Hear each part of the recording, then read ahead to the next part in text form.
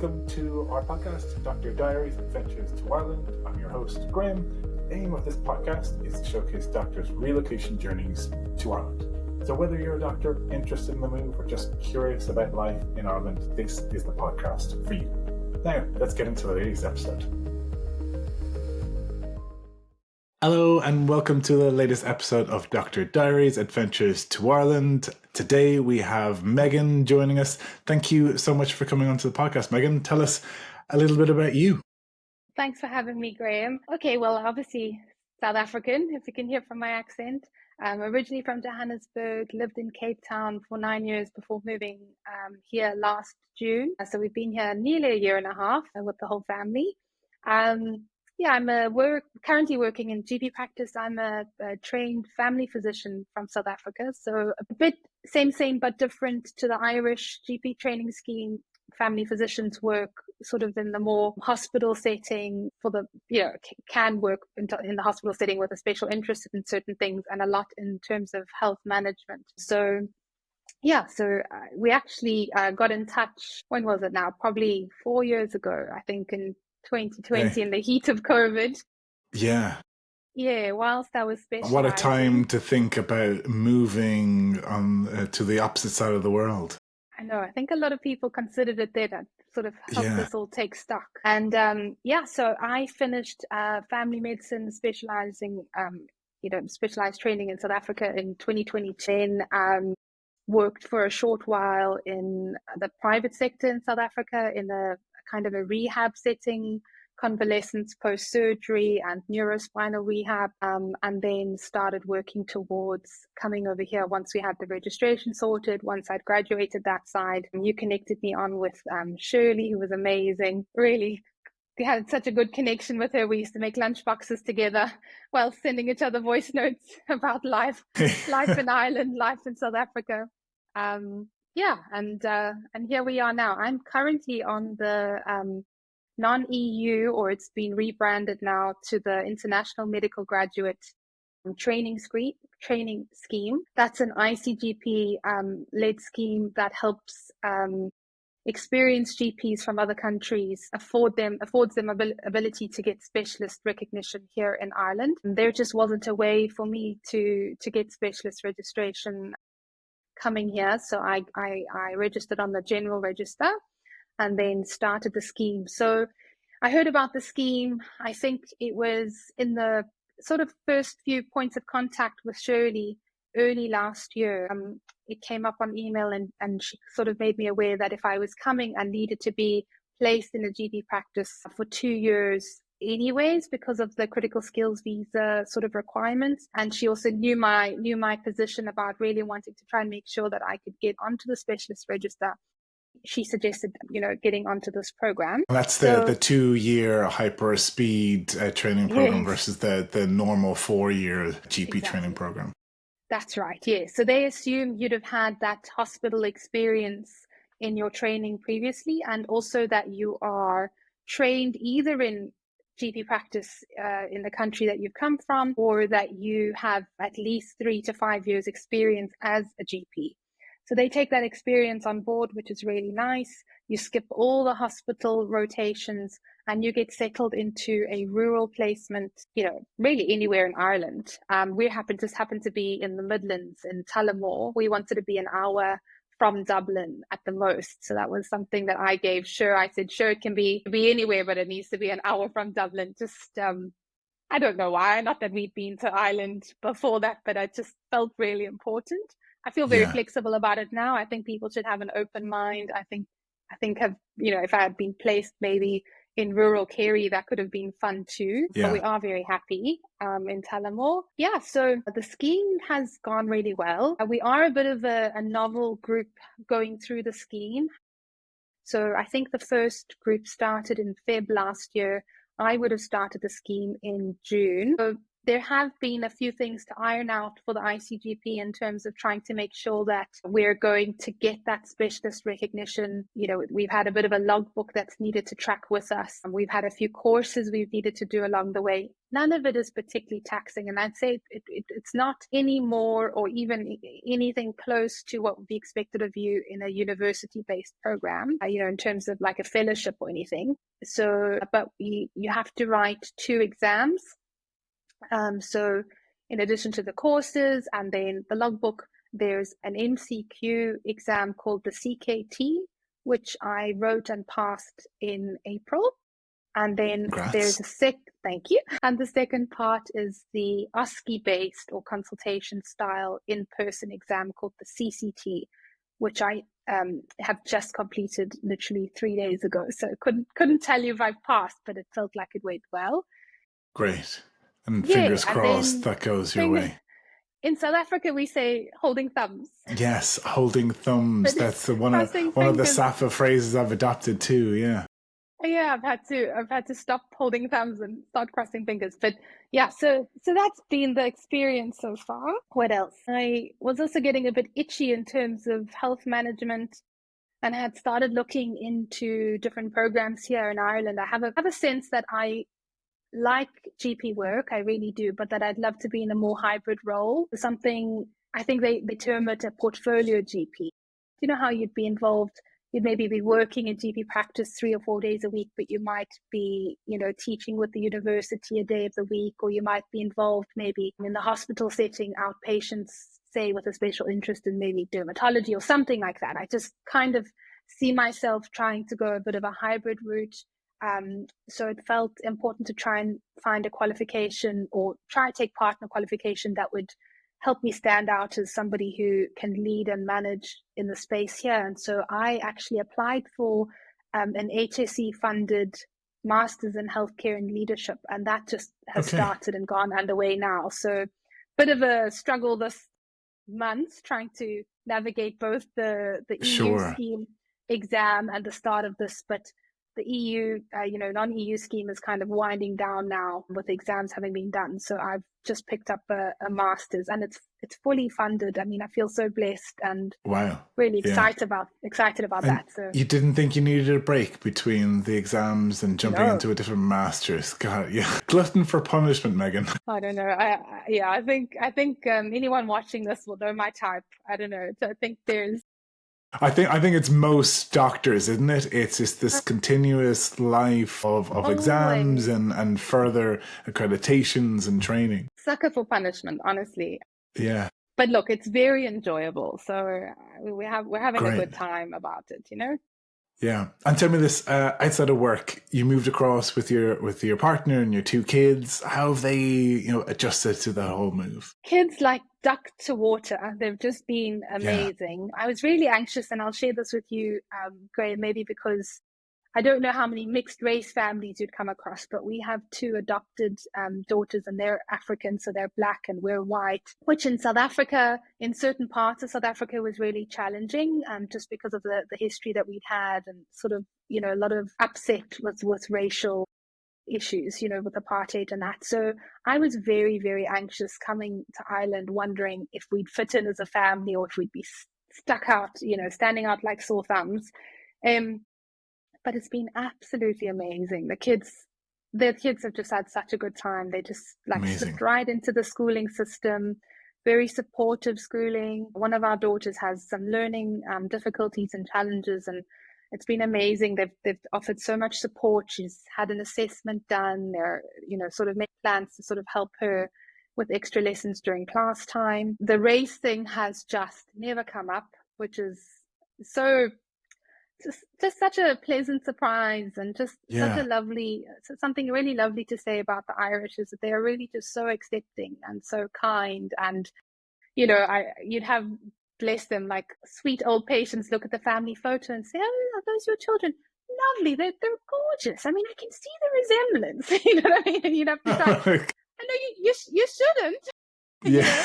You really shouldn't, but but just make no assumptions. Like, your family's Okay. perfect. They're gorgeous in Yeah. every way. Yeah.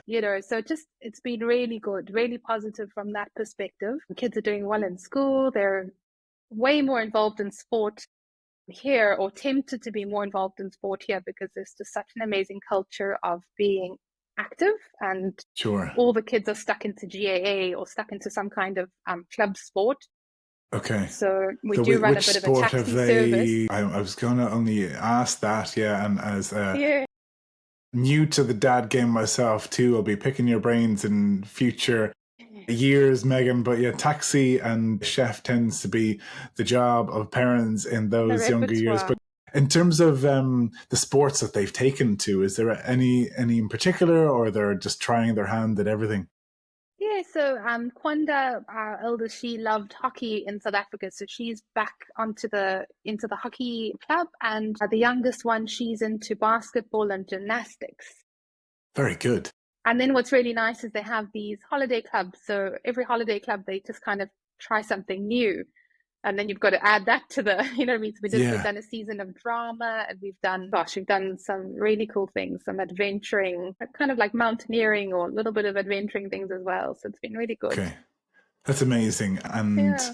to be able to showcase their journey too is really Yeah. valuable, because it's not just a move for you. You know, it's a move for the whole family. And I know there's going to be a lot of people who can resonate with that. They might be put off by the move. They're thinking, we get this quite often across the team. Oh, if I was single, or if myself and my partner were a little bit younger, we'd move. But now we're tied to South Africa because we have kids here, and that's simply not the case, is it? Yeah. No. And it's great to hear that your whole family have been able to settle in really well. Yeah, I'd say so. And the kids are really happy. We live in a bit of a housing estate, and the kids just play outside all day long. You wouldn't think Amazing. with the weather, do you know what I mean? Yeah. Compared to the lifestyle we lived in South Africa, we'd have been very cautious of letting the kids out, wouldn't kind of let them go to the local park maybe. You couldn't leave your kids unattended ever. Sure. Whereas here, there does seem to be a lot more freedom for them. They could be playing in the street, one street over. They have a little, brick cell phone with no internet access. You can get hold of them on. Yeah. One of the mums will be, she'd let you know where the kids are. You need only text on the group or whatever, and someone put their hand up and say they're all here, all 10 of them. We're low All on accounted cheese. for. Send the cheese. That's amazing, and I guess that probably leads into that piece around community. And when you guys came here first, what did you do to settle in? Because I know the knee jerk reaction is, let's find more Safas that are around here that we can talk about our braais and talk about all things South Africa. But what did you guys do? So, interesting perspective. My husband had lived abroad before, and he said that was the one thing that he didn't want us to fall into too quickly. He said there can be a real comfort in trying to find your people, and then your world shrinks again, and you don't tend to kind of connect with people in a meaningful way. So we really were blessed to know a lot of South Africans in the area, but it wasn't that we specifically went and sought them out. We joined a local church, and I know, that's not to everyone's taste, but we really found that very helpful in terms of finding really meaningful connections, people that you'd see on a regular basis, people that you could do life with. I really got along so well with girls at work. So the receptionist, the nurse, the healthcare assistant, and really they've become some of our dearest friends. And in fact, I'm busy cooking a lasagna for one of the girls whose birthday it is tonight. She'd grace us with her present tonight. Coming around for dinner. So we're that close, that we've made really good friends, people that would kind of stand in the gap for you or help you out. Yeah, so mostly through work and then church. And then obviously with the kids getting involved in sport, that's a good way to meet and greet. You just got to put yourself out there, And that's it, isn't it? Yeah, no better place to network than on the side of a sporting pitch or court. That's it. But it's getting a little bit uncomfortable, isn't it, to put yourself out there and make that introduction. And once you do, you simply don't know where that conversation is going to go, do you? That's amazing. And so thrilled to hear from your whole journey how the entire family have managed to settle in. And we only just recalled just before this that the first time we actually met in the flesh was in our last road show to South Africa there in 2023. And how amazing now that you've made that whole journey across, and hopefully more news to come in our upcoming road show this coming March. And who knows, we might meet similar doctors to yourself there, Megan, who might be able to resonate with your story. So great to be able to get that insight from your side. So we might jump into a few quickfire questions now to really test how much you've thrown yourself into the Irish culture. Exactly, yeah. So tell me firstly, what's the favorite place in Ireland that you visited so far? I have to say the Ring of Kerry. That was such a beautiful year. Did like a 2-day sort of trek through the Ring of Kerry, and I thought that was absolutely stunning. It was the most like Cape Town, South Africa, that I had seen in a while. Do you know what I mean? Okay. It had that kind of coastal feel, really beautiful mountains, landscape, really peaceful. So that's a gorgeous place. And we also really love Wicklow. We love to go hiking in Wicklow. I'd say those two places so far. We love Galway as well. Any chance we get, we'll be dashing out to the Christmas market in the weeks to come. We know we always enjoy that. Good. Amazing. Next one, favorite Irish celebrity. I gave this one a thought. I'm not really very influenced, but I'd say maybe not celebrity, but someone I'm very inspired by, or one of the doctors that I follow, Irish doctors, is a doctor called Laura. You could find her, she's in Galway. And I tell you why I find her I like to follow hers. I think her advice is very sound. I like the way that she is sort of projecting GP practice, and she does a bit of aesthetics as well. It's just really wholesome. It's really good. So she's someone I've been watching. She has a private practice, and I find that very interesting because it's not very common in Ireland to have, be running a GP practice privately. So that was someone I thought I'm watching at the moment anyways. Okay, well, we'll get those details and include those for whoever's listening who might be interested in her journey too. And in terms of Irish slang or Irish phrases that maybe you were confused by when you initially came here, similar to your holding thumbs or oh shame, what are the Irish equivalent that you have come across so far? I think a lot of these have been mentioned before, but I don't know, that yoke, that yoke there, and I tripped over that yoke, or, pass me that yoke. And I guess the only thing, I guess it translates to that thingy, that thingamajig, that like elusive item whose name you can't think of in the moment. But it was a funny thing trying to relay to the receptionist in the lunchroom one day, to saying, look, I'm just at a loss about what the yoke is. You know what I mean? Because I just couldn't figure it out, and it took some explaining. So that was a goodie. I'm sure there was a fun reaction too. Yeah, they howled with laughter. The other thing I find very curious is the present tense way of speaking that the Irish have, and I think you don't notice it. I think you wouldn't notice it yourself, but there's a lot of like, I do be doing this, or but they may even mean it in past tense. So it's like, even when you say I went to the shop, I do be going to the shop. There's a little bit of, there's like something about how they'd say some things in the present tense, and then I'd be properly confused about whether it had happened or it's happening, or you know. So a few scratch your head moments there that you're still trying to navigate. Need a little bit of clarification sometimes. Yeah, and again, no better person to ask the question. Please, people, help me out here. What are we talking about?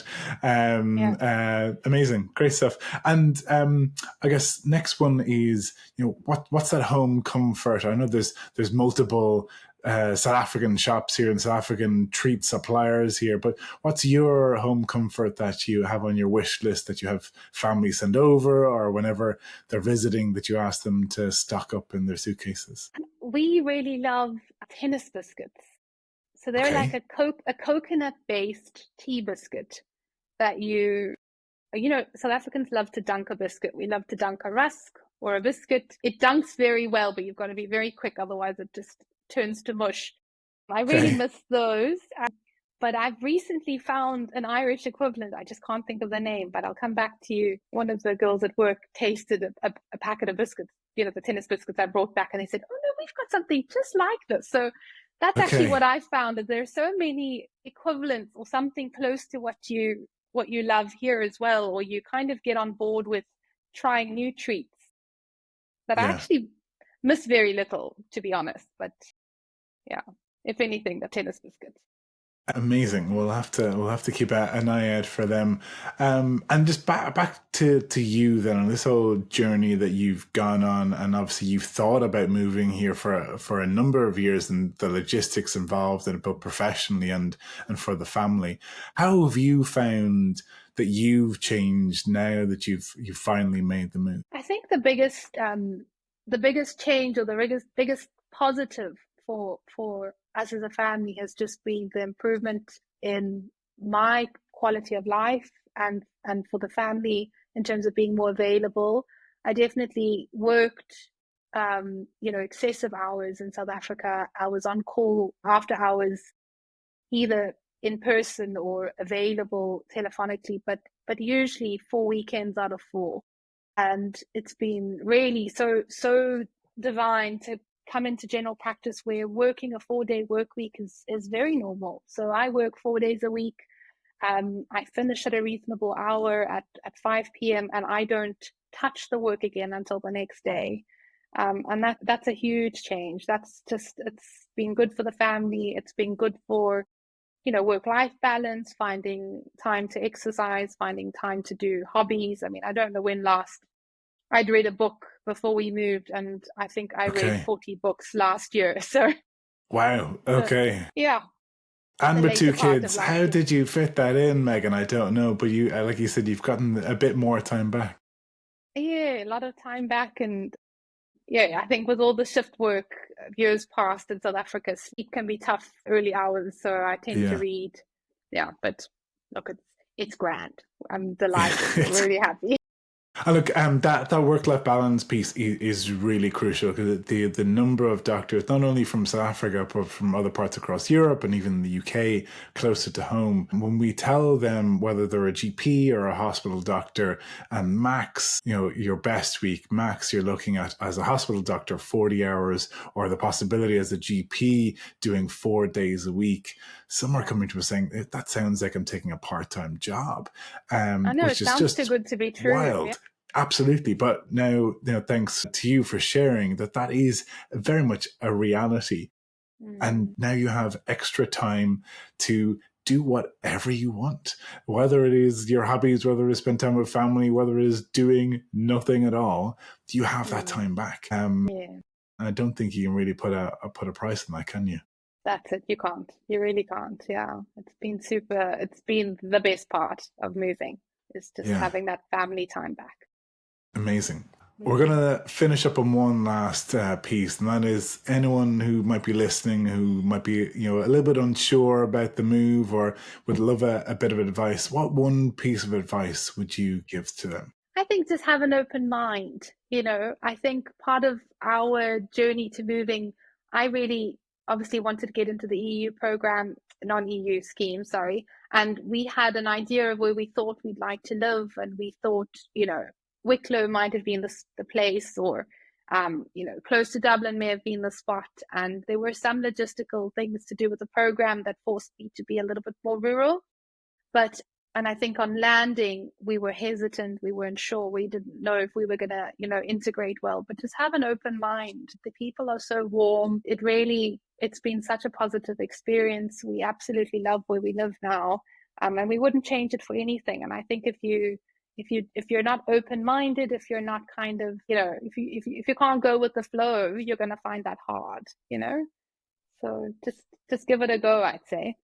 Amazing. And what a great place to end. And for your sake, you're less than a year off finishing the GP training program, and you'll be a specialist come the summertime. So really exciting to keep following your journey, Megan, and who knows what's in store for you after that. Thank you again so much for coming on and sharing your whole family's journey. And we'll talk to you very soon. Brilliant. Thank you so much, Graham. Thanks for listening to this week's episode. If you like what you heard today, please follow wherever you get your podcasts. Want to kickstart your relocation journey? Reach out to the team on our socials at Matchmates.